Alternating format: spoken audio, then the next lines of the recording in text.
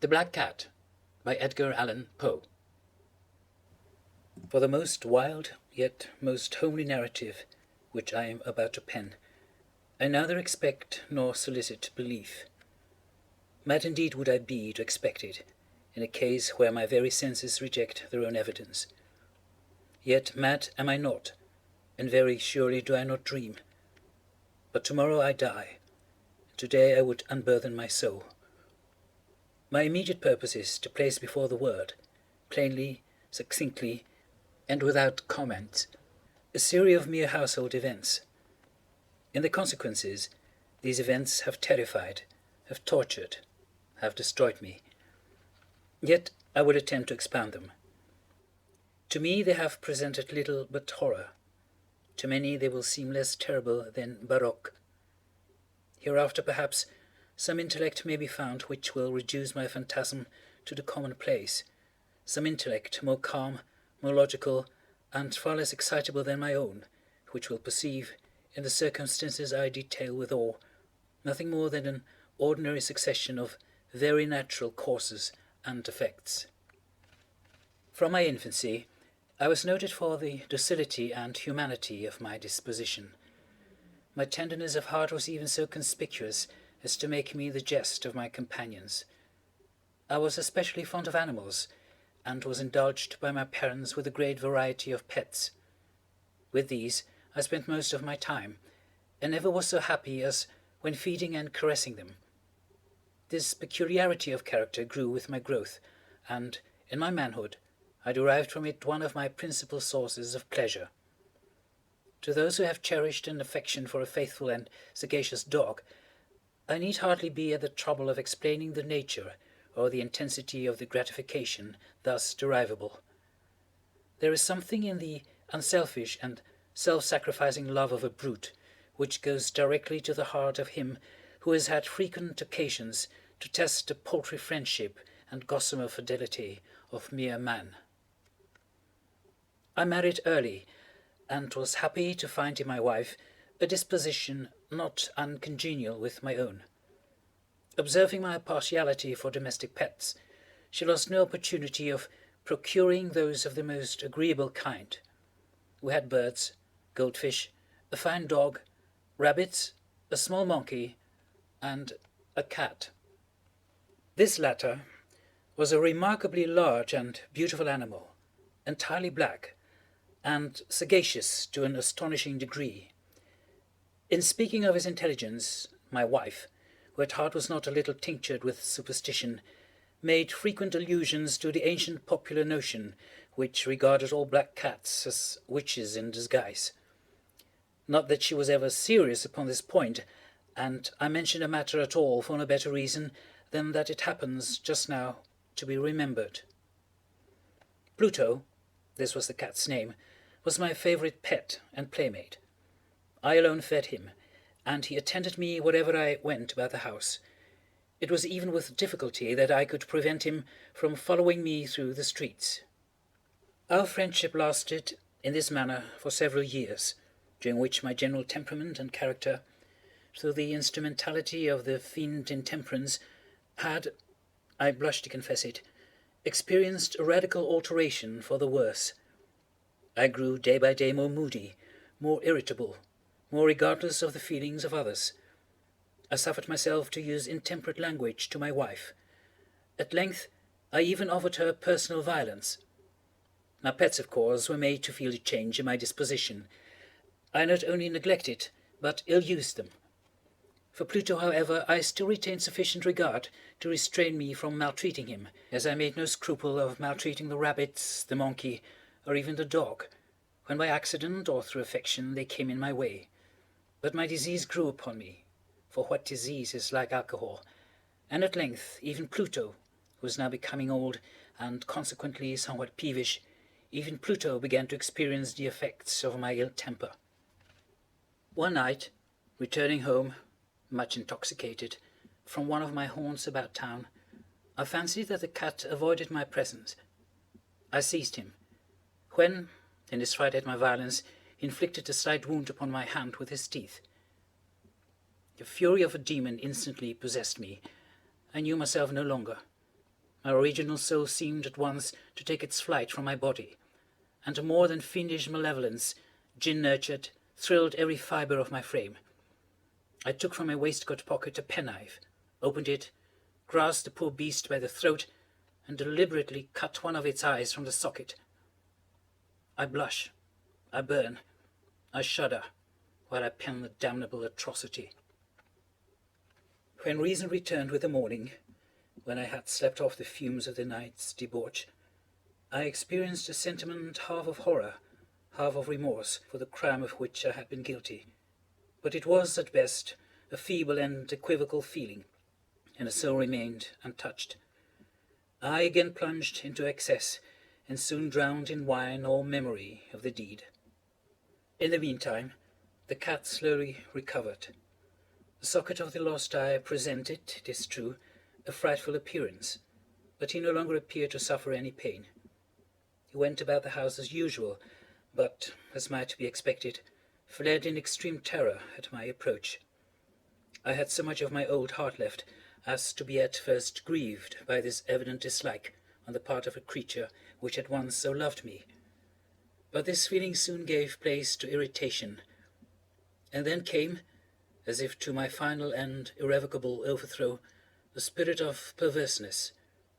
Of this spirit, philosophy takes no account. Yet I am not more sure that my soul is, than I am that perverseness is one of the primitive impulses of the human heart, one of the indivisible primary faculties or sentiments which give direction to the character of man. Who has not, 100 times, found himself committing a vile or a silly action for no other reason than because he knows he should not? Have we not a perpetual inclination, in the teeth of our best judgment, to violate that which is law, merely because we understand it to be such? This spirit of perverseness, I say, came to my final overthrow. It was this unfathomable longing of the soul to vex itself, to offer violence to its own nature, to do wrong for the wrong's sake only, that urged me to continue and finally to consummate the injury I had inflicted upon the unoffending brute. One morning, in cool blood, I slipped a noose about its neck and hung it to the limb of a tree, hung it with the tears streaming from my eyes and with the bitterest remorse at my heart, hung it because I knew that it had loved me and because I felt it had given me no reason of offense, hung it because I knew that in so doing I was committing a sin, a deadly sin, that would so jeopardize my immortal soul as to place it, if such a thing were possible, even beyond the reach of the infinite mercy of the most merciful and most terrible God. On the night of the day on which this cruel deed was done, I was aroused from sleep by the cry of fire. The curtains of my bed were in flames. The whole house was blazing. It was with great difficulty that my wife, a servant, and myself made our escape from the conflagration. The destruction was complete. My entire worldly wealth was swallowed up, and I resigned myself thenceforward to despair. I am above the weakness of seeking to establish a sequence of cause and effect between the disaster and the atrocity, but I am detailing a chain of facts, and wish not to leave even a possible link imperfect. On the day succeeding the fire, I visited the ruins. The walls, with one exception, had fallen in. This exception was found in a compartment wall, not very thick, which stood about the middle of the house, and against which it rested the head of my bed. The plastering had here, in great measure, resisted the action of the fire, a fact which I attributed to its having been recently spread. About this wall a dense crowd were collected, and many persons seemed to be examining a particular portion of it with very minute and eager attention. The words strange, singular, and other similar expressions excited my curiosity. I approached and saw, as if graven in bas-relief, upon the white surface, the figure of a gigantic cat. The impression was given with an accuracy truly marvellous. There was a rope about the animal's neck. When I first beheld this apparition, for I could scarcely regard it as less, my wonder and my terror were extreme, but at length reflection came to my aid. The cat, I remembered, had been hung in a garden adjacent to the house. Upon the alarm of fire, this garden had been immediately filled by the crowd, by someone of whom the animal must have been cut from the tree and thrown, through an open window, into my chamber. This had probably been done with the view of arousing me from sleep.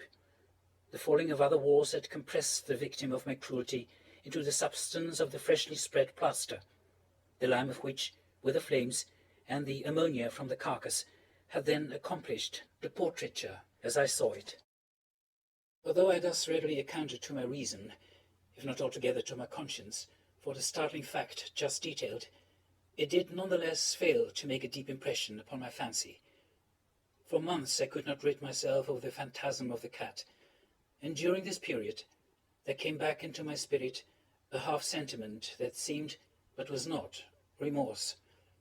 I went so far as to regret the loss of the animal, and to look about me, among the vile haunts which I now habitually frequented, for another pet of the same species, and of somewhat similar appearance, with which to supply its place. One night, as I sat half stupefied in a den of more than infamy, my attention was suddenly drawn to some black object, reposing upon the head of one of the immense hogsheads of gin or of rum, which constituted the chief furniture of the apartment. I had been looking steadily at the top of this hogshead for some minutes, and what now caused me surprise was the fact that I had not sooner perceived the object thereupon. I approached it and touched it with my hand. It was a black cat, a very large one, fully as large as Pluto, and closely resembling him in every respect but one. Pluto had not a white hair upon any portion of his body, but this cat had a large, although indefinite, splotch of white, covering nearly the whole region of the breast. Upon my touching him, he immediately arose, purred loudly, rubbed against my hand, and appeared delighted with my notice. This, then, was the very creature of which I was in search. I at once offered to purchase it of the landlord, but this person made no claim to it, knew nothing of it, had never seen it before. I continued my caresses, and when I prepared to go home, the animal evinced a disposition to accompany me. I permitted it to do so, occasionally stooping and patting it as I proceeded. When I reached the house, it domesticated itself at once, and became immediately a great favourite with my wife. For my own part, I soon found a dislike to it arising within me. This was just the reverse of what I had anticipated, but I know not how or why it was. Its evident fondness for myself rather disgusted and annoyed. By slow degrees, these feelings of disgust and annoyance rose into the bitterness of hatred. I avoided the creature. A certain sense of shame and the remembrance of my former deed of cruelty preventing me from physically abusing it. I did not, for some weeks, strike or otherwise violently ill-use it, but gradually, very gradually, I came to look upon it with unutterable loathing, and to flee silently from its odious presence as from the breath of a pestilence. What added, no doubt, to my hatred of the beast was a discovery on the morning after I brought it home that, like Pluto, it also had been deprived of one of its eyes. The circumstance, however, only endeared it to my wife, who, as I have already said, possessed in a high degree that humanity of feeling which had once been my distinguishing trait and the source of many of my simplest and purest pleasures. With my aversion to this cat, however, its partiality for myself seemed to increase. It followed my footsteps with a pertinacity which it would be difficult to make the reader comprehend. Whenever I sat, it would crouch beneath my chair, or spring upon my knees, covering me with its loathsome caresses. If I arose to walk, it would get between my feet, and thus nearly throw me down, or, fastening its long and sharp claws in my dress, clamber in this manner to my breast. At such times, although I longed to destroy it with a blow, I was yet withheld from so doing, partly by a memory of my former crime, but chiefly, let me confess it at once, by absolute dread of the beast. This dread was not exactly a dread of physical evil, and yet I should be at a loss how otherwise to define it. I am almost ashamed to own, yes, even in this felon's cell, I am almost ashamed to own, that the terror and horror with which the animal inspired me had been heightened by one of the merest chimeras it will be possible to conceive. My wife had called my attention, more than once, to the character of the mark of white hair, of which I have spoken, and which constituted the sole visible difference between the strange beast and the one I had destroyed. The reader will remember that this mark, although large, had been originally very indefinite, but by slow degrees nearly imperceptible, and which for a long time my reason struggled to reject as fanciful, it had at length assumed a rigorous distinctness of outline. It was now the representation of an object that I shudder to name, and for this, above all, I loathed and dreaded, and would have rid myself of the monster had I dared. It was now, I say, the image of a hideous, of a ghastly thing, of the gallows. O mournful and terrible engine of horror and of crime, of agony and of death! And now was I indeed wretched beyond the wretchedness of mere humanity, and a brute beast, whose fellow I had contemptuously destroyed, a brute beast to work out for me, a man fashioned in the image of the high God, so much of insufferable woe. Alas, neither by day nor by night knew I the blessing of rest any more. During the former, the creature left me no moment alone, and in the latter, I started hourly from dreams of unutterable fear, to find the hot breath of the thing upon my face, and its vast weight, an incarnate nightmare that I had no power to shake off, incumbent eternally upon my heart. Beneath the pressure of torments such as these, the feeble remnant of the good within me succumbed. Evil thoughts became my sole intimates, the darkest and most evil of thoughts. The moodiness of my usual temper increased to hatred of all things and of all mankind, while, from the sudden, frequent, and ungovernable outbursts of a fury to which I now blindly abandoned myself, my uncomplaining wife, alas, was the most usual and the most patient of sufferers. One day she accompanied me, upon some household errand, into the cellar of the old building which our poverty compelled us to inhabit. The cat followed me down the steep stairs, and, nearly throwing me headlong, exasperated me to madness. Uplifting an axe, and forgetting in my wrath the childish dread which had hitherto stayed my hand, I aimed a blow at the animal, which of course would have proved instantly fatal had it descended as I wished. But this blow was arrested by the hand of my wife. Goaded by the interference into a rage more than demoniacal, I withdrew my arm from her grasp and buried the axe in her brain.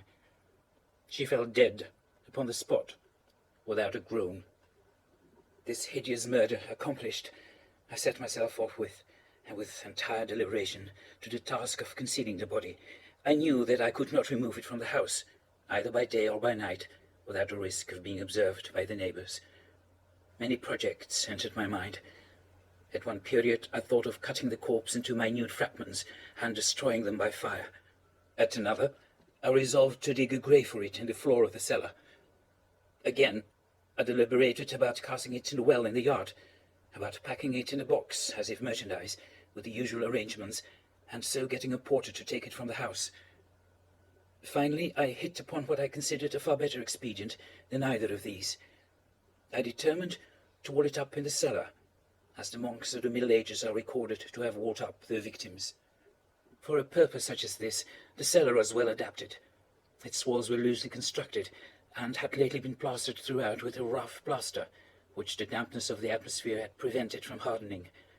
Moreover, in one of the walls was a projection, caused by a false chimney, or fireplace, that had been filled up, and made to resemble the rest of the cellar. I made no doubt that I could readily displace the bricks at this point, insert the corpse, and wall the whole up as before, so that no eye could detect anything suspicious. And in this calculation I was not deceived.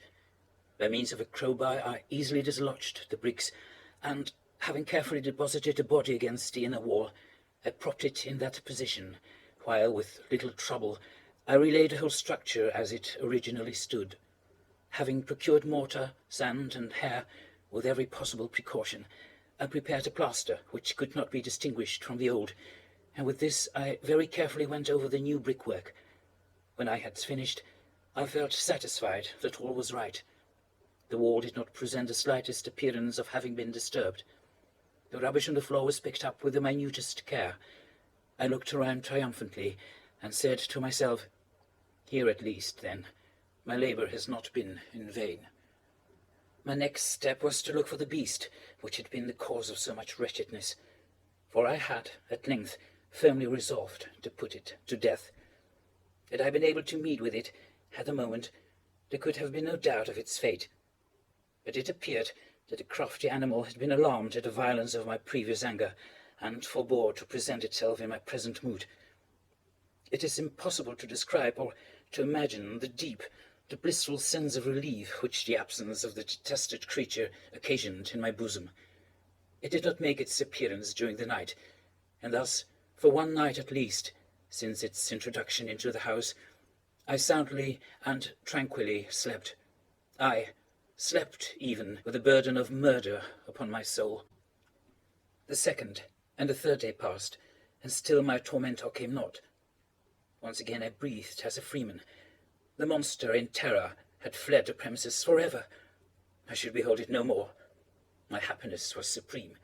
The guilt of my dog deed disturbed me but little. Some few inquiries had been made, but these had been readily answered. Even a search had been instituted, but of course nothing was to be discovered. I looked upon my future felicity as secured. Upon the fourth day of the assassination, a party of the police came, very unexpectedly, into the house, and proceeded again to make rigorous investigation of the premises. Secure, however, in the inscrutability of my place of concealment, I felt no embarrassment whatever. The officers bade me accompany them in their search. They left no nook or corner unexplored. At length, for the third or fourth time, they descended into the cellar. I quivered not in a muscle. My heart beat calmly as that of one who slumbers in innocence. I walked the cellar from end to end. I folded my arms upon my bosom, and roamed easily to and fro. The police were thoroughly satisfied, and prepared to depart. The glee at my heart was too strong to be restrained. I burned to say but one word, by way of triumph, and to render doubly sure their assurance of my guiltlessness. "Gentlemen," I said at last, as the party ascended the steps, "I delight to have allayed your suspicions. I wish you all health, and a little more courtesy. By the by, gentlemen, this is a very well-constructed house." In a rabid desire to say something easily, I scarcely knew what I uttered at all. "I may say an excellently well-constructed house. These walls— Are you going, gentlemen? These walls are solidly put together, and here, through the mere frenzy of bravado, I rapped heavily with the cane which I held in my hand, upon that very portion of the brickwork behind which stood the corpse of the wife of my bosom. But may God shield and deliver me from the fangs of the arch-fiend. No sooner had the reverberation of my blows sunk into silence, than I was answered by a voice from within the tomb, by a cry, at first muffled and broken, like the sobbing of a child, and then quickly swelling into one long, loud, and continuous scream, utterly anomalous and inhuman, a howl, a wailing shriek, half of horror and half of triumph, such as might have arisen only out of hell, conjointly from the throats of the damned in their agony, and of the demons that exult in their damnation. Of my own thoughts it is folly to speak. Swooning, I staggered to the opposite wall. For one instant the party upon the stairs remained motionless, through extremity of terror and of awe. In the next, a dozen stout arms were toiling at the wall. It fell bodily. The corpse, already greatly decayed and clotted with gore, stood erect before the eyes of the spectators. Upon its head, with red extended mouth and solitary eye of fire, sat the hideous beast whose craft had seduced me into murder, and whose informing voice had consigned me to the hangman. I had walled the monster up within the tomb. End of The Black Cat by Edgar Allan Poe.